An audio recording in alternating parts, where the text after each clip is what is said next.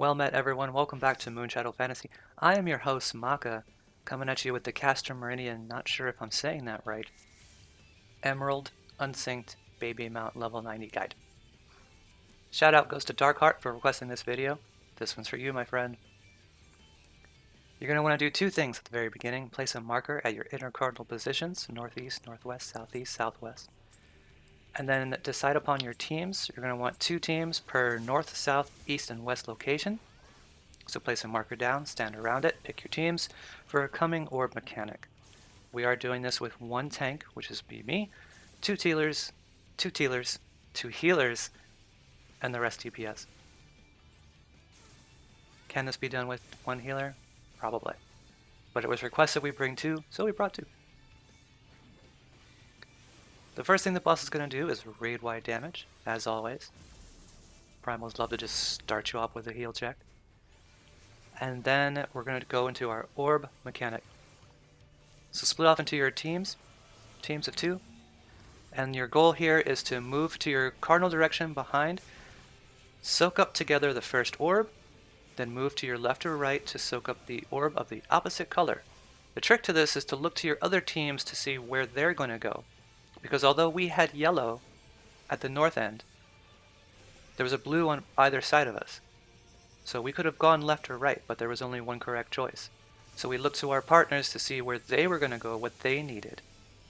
And they needed to go to their left, so we went to our left. Make sense? So you got to collect two orbs of opposite colors. Kind of slowly, take it easy, one at a time, let your healers catch up. And then move on to the next one. So as you just saw there was some AoE action, right? All you need to do is just dodge the AoEs, nothing to explain. For this part, we did Super Cheese. All the DPS and healers are going to move to the two balls of the farthest end of the two. So you're going to find the two balls that are closest together, move behind those two balls, because they're going to move around and spread out AoEs. If you have a yellow spread marker on you, just move that off to the side, healers shield them up, and basically you're just moving those two out the way. I cheesed the crap out of this as a tank.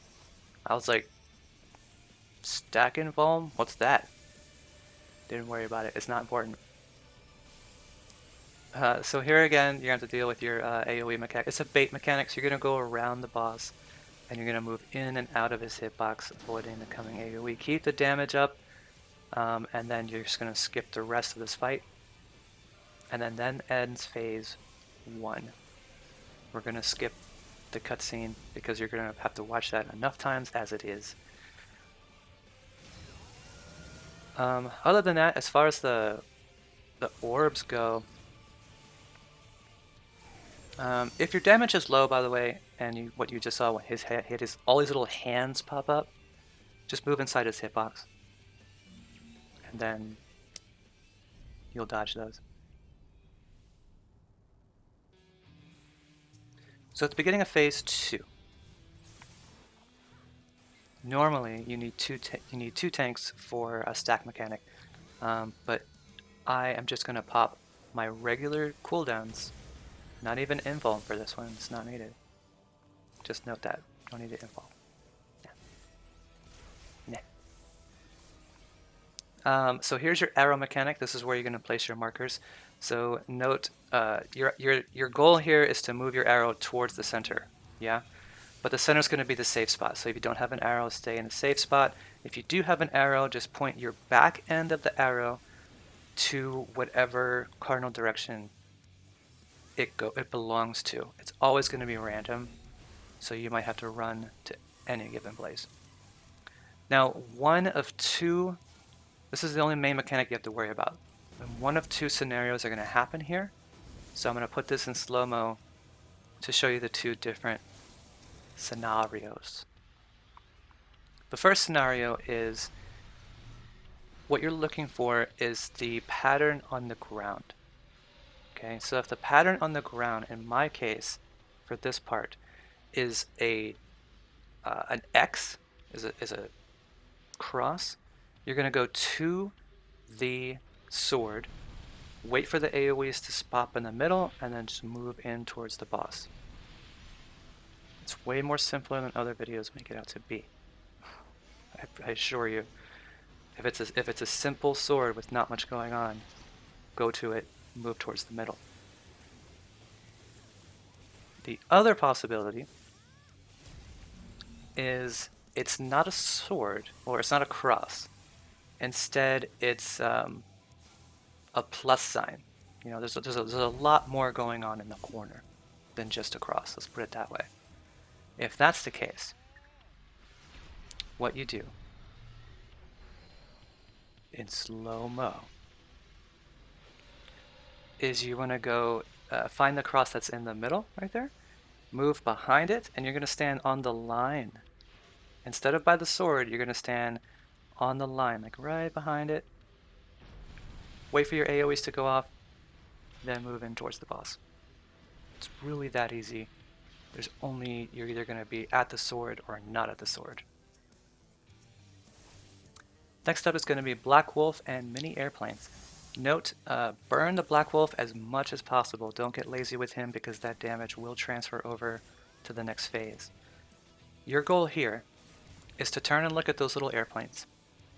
And what you're looking for is the 4 or 5 little dots above their head. So they're going to go off 1, 2, 3, 4, 5.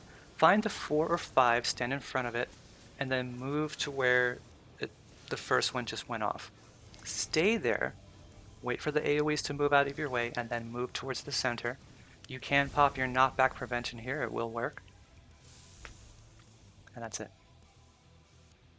People die there, I don't know why. I think it's because they're impatient and they dash, they're like, oh, I skipped it, and then try to rush in. Don't rush in. Wait for the AoEs to finish doing their thing. Alright, so if your damage is good and you've been pushing buttons, you will skip the rest of this. Nothing else more to report. Other than a tank stack mechanic, which I used Hollow Ground for just because, but again, it's not needed. It doesn't hurt. And then you're going to see one more Trimus where he's going to split. He's either going to split in half completely and just leave his bottom half. If that's the case, run outside his hitbox. Or he's going to leave his top half with his 2 arms out, and one side or the other is going to be safe. Just watch for the glowing. Which arm is glowing? And then that's how you do that. Very easy fight, very quickly, minus the cutscenes. I wish you all the best of RNG luck. Thank you so much for watching my Unsynced guides. I love the comments. You're an inspiration. Thank you. Please like and share and subscribe to help our channel grow. And I can't wait to see you in Diamond, which is coming up next. Maka is out.